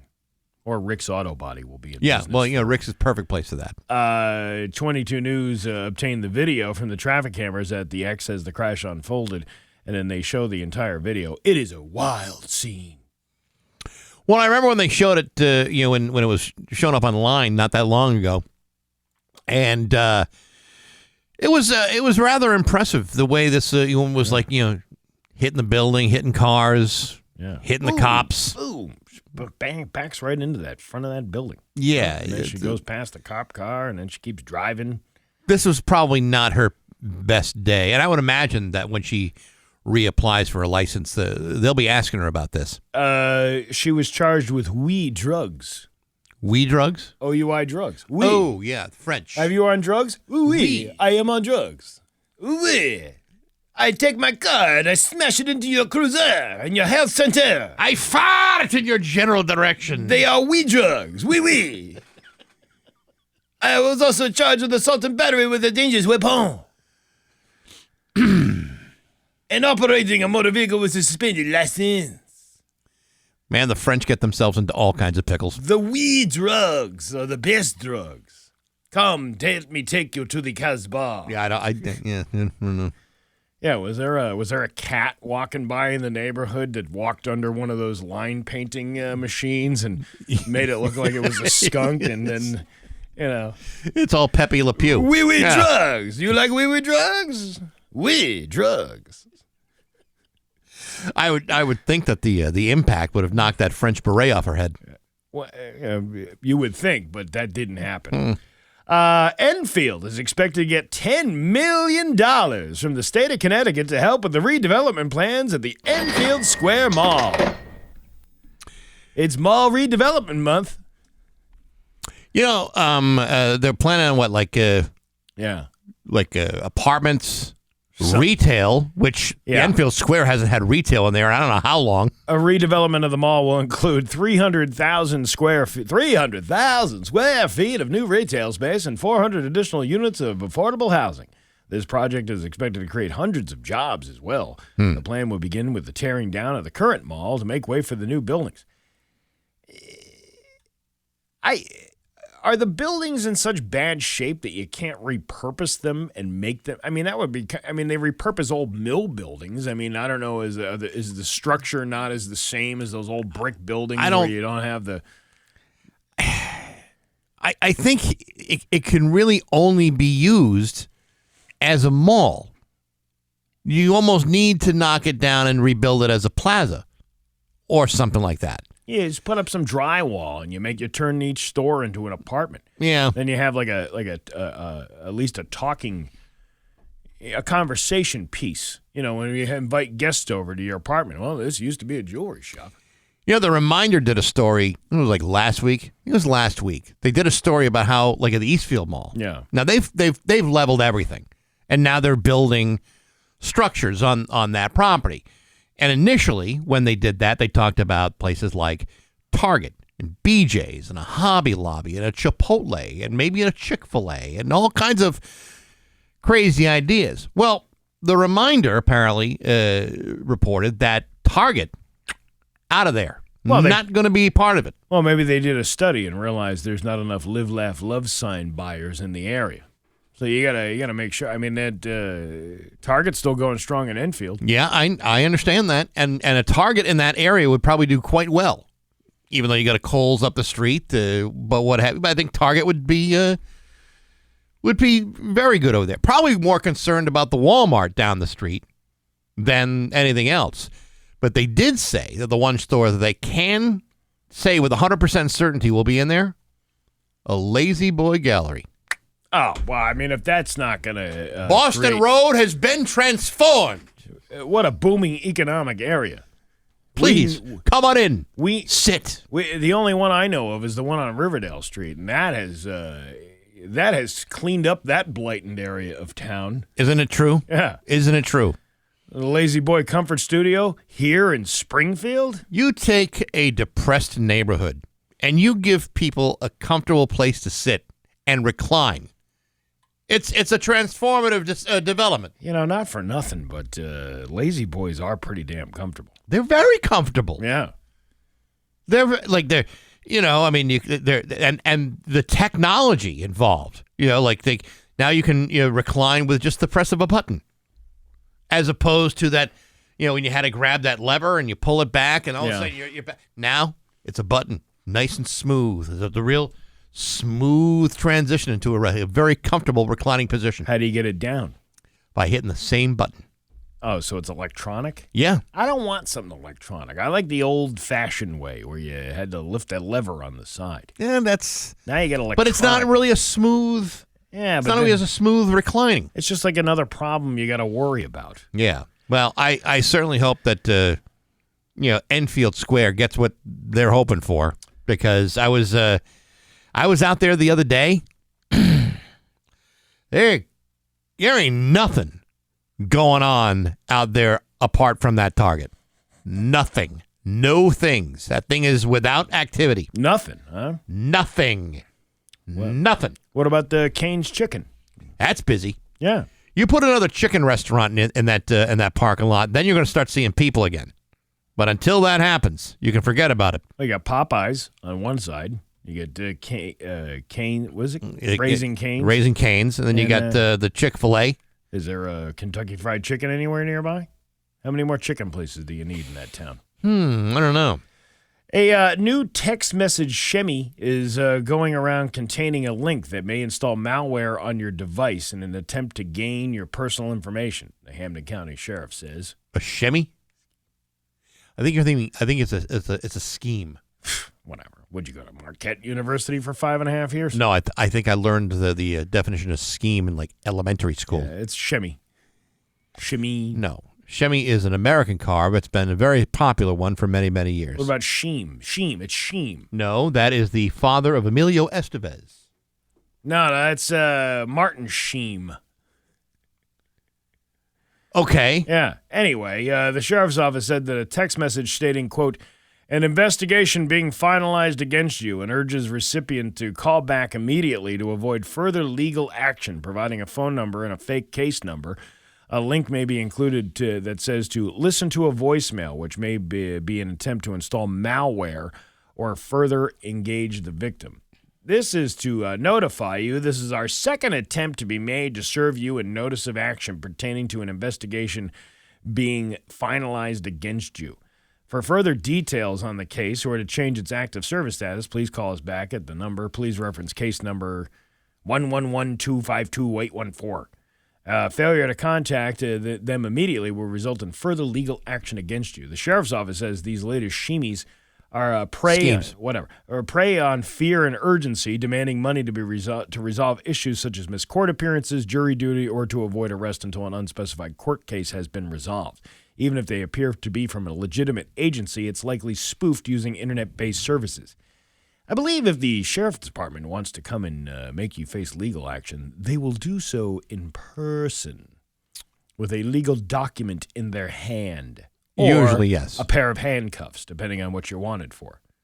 Yes, they don't typically bother you by text. I remember this one time I got one of these calls saying that about legal action would be taken against me for something. I don't know what it was. Mm-hmm. It was like an outstanding bill or something. Right. Which I knew I didn't have. Yet the voice on the voicemail was like, if you do not call. They were trying to sound English, like American English, but they couldn't really do it, and you could tell the guy was from a different country. Hello, my name is Butch. Yes, my name is Randy. If you do not answer this call, we will call the cops to your... That's what he said. We'll call the cops to your house. Yes, because most legal entities say we will call the cops on you. Even a collection agency sounds more professional than that.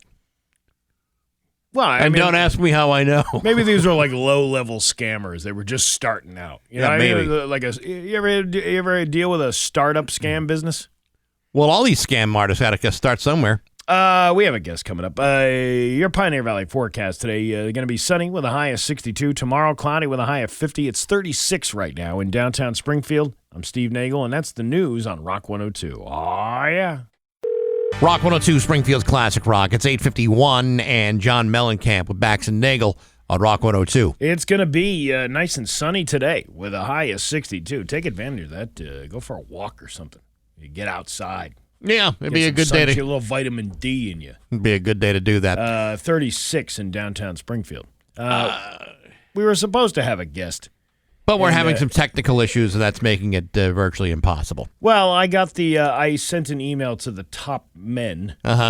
Top Right. men to take a look at our phone system. We can get calls. We just can't make them. Maybe we didn't pay the bill. Maybe that's what it is. I would like to think that if we didn't pay the bill, then we wouldn't be able to receive. But I just, I don't know. We'll reschedule with Andrew, but I'll let you know all about that film festival soon. So, okay? Now I got to come up with something to talk about. I can tell you this, though, Steve. It's almost time for the Rock 102's College Brackets Competition Bracket Brawl, brought to you by Neutral. Go to rock102.com. Sign up starting on Sunday at 8 o'clock. On March 16th. That is this Sunday. You can start making your picks, make the best picks of the entire tournament, get a $500 cash card, pick every game correctly, and you could win $1 million. And if your bracket is busted early, you don't have to worry too much about it. You get another chance to make a fresh set of brackets for the round of 16 and for the round of 4. The best picks in those brackets win a $100 gift card to the Yard Tavern. It's Rock 102's Bracket Brawl, brought to you by Neutral, vodka, seltzer, and real juice, and the Yard Tavern, and Rock 102 Springfield's Classic Rock. Salsa? Salsa. Here's a story that we can talk about. A 35-year-old naked man in New Hampshire was arrested on Sunday, and he had one lovely afternoon. Right? He allegedly stole a car and then caused an accident on the highway. He sustained minor injuries but was otherwise okay physically. His mental state is a little bit more ambiguous. After the crash, the man took off all his clothes, abandoned them on the shoulder of the highway, walked across the highway, left the scene of the accident. Multiple drivers called the police after dodging him. The police found the man wandering down the highway, and they were fairly sure it was him because, he's naked. Naked? Yeah. Oh, I didn't realize that part. Well, how many naked guys are walking around on a New Hampshire highway on a Sunday? Well, I mean, New Hampshire naked is... You got to be a real tough bastard or crazy to be naked in New Hampshire. When did this happen? Sunday. It wasn't that warm on Sunday. Even New Hampshire is going to be a good 10, 15 degrees colder than here. His name, Sean Wiener. All right. You know what? Now, this story just seems to be fake. I'm not believing. A guy named Wiener. We do our show naked. We do our news stories for 13-year-olds and 46-year-olds who still act like 13-year-olds.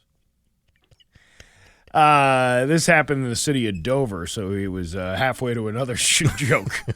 Bend over. It's Sean Wiener.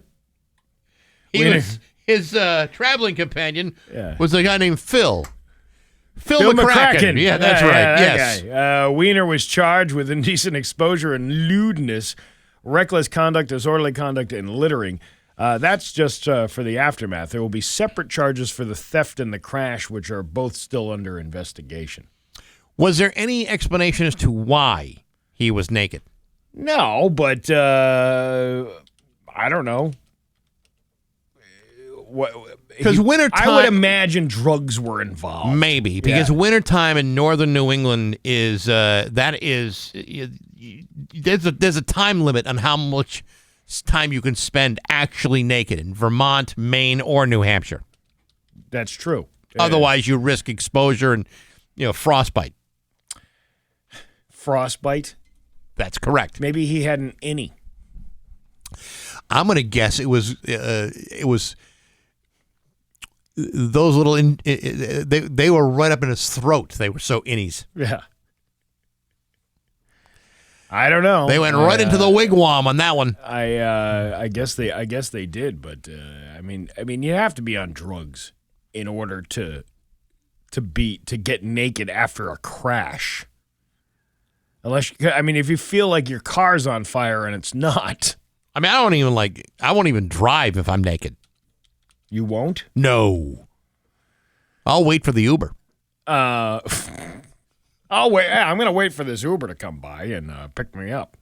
Yeah. Do you have to pay an extra charge for that? I don't know. You got to at least lie a towel down in the back seat. Yeah. Well, when they arrested this guy, they're like, "What's your name, scumbag? Wiener." Well, you're really exposing yourself today, aren't you? What's your first name? Yeah. Richard? Richard? His name? Wow, no, it was Sean. All right, Sean. I Sean your wiener today. Yeah. See, this is what happens when we have a guest that backs out on us. Yeah, well, he didn't back out, and he will be with us next Tuesday. Just hearing from him now. So, yeah, he'll be with us next Tuesday. All right. There okay. You go. Mm-hmm. Hey, I'm off tomorrow. Oh, are you? Yeah, I'll let you know how things go. Well, you're going to be fine. No, I'm going to be fine. I'll be fine. Listen, if anything goes awry, we have you covered here. We have a best of that can last until we find a new co-host. I'm going to pretend I didn't hear that. Hey, Dave Coombs is always available. He's got roots here in Western Mass now. What's your favorite dead co-host radio story? There's a sigh of relief from all of Western Mass. Oh, he's finally coming back. Yeah, the funny thing is, a homecoming. I do it for you because nobody can see what I'm doing when I do that because I'm moving my hands with my pointer fingers out. Because that's what he used to do when he wanted audio up on the board. He would point, I need my audio up over here, flailing his arms and his pointer fingers. But nobody can see that. But just picture this in your mind. Anytime I do a Dave Coombs reference, I'm wailing my fingers back. Yeah, like almost marionette style. Yeah. Like 293-1021. What's your favorite dead radio co-host story? It's 8:58 at Rock 102.